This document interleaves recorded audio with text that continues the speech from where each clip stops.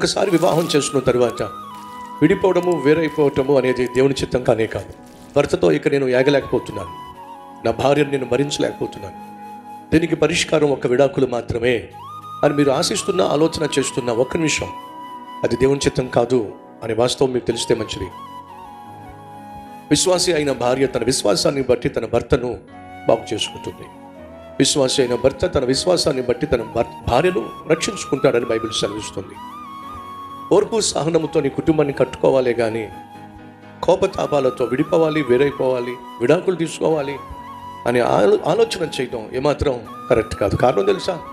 నీ బిడ్డలకు తండ్రిని కానీ తల్లిని కానీ దూరం చేసే హక్కు నీకు లేనే లేదు. భార్యగా భర్తగా మీ ఇద్దరి మధ్య మనస్పర్ధలు ఉండొచ్చు. ఒకరిని ఒకరు క్షమించుకొని ఒకరి పట్ల ఒకరు ఓర్పు సహనము కనపరిచి కుటుంబాన్ని కట్టుకోవాలి, కానీ కుప్పగూల్చుకోవడానికి మాత్రం వీలేదు. జ్ఞానము కలిగిన స్త్రీ ఏం చేస్తుందట? తన ఇల్లు నిర్మించుకుంటుంది. మూర్ఖురాలు తన ఇల్లు ఊడబెరుక్కుంటుంది. ఈరోజు నువ్వు మూర్ఖంగా ఆలోచిస్తున్నావు, భర్తను వదిలించుకోవాలనుకుంటున్నావు, మూర్ఖంగా ఆలోచిస్తున్నావు, భార్యను వదిలేయాలని ఆశపడుతున్నావు. దయచేసి ఆలోచన విరమించు.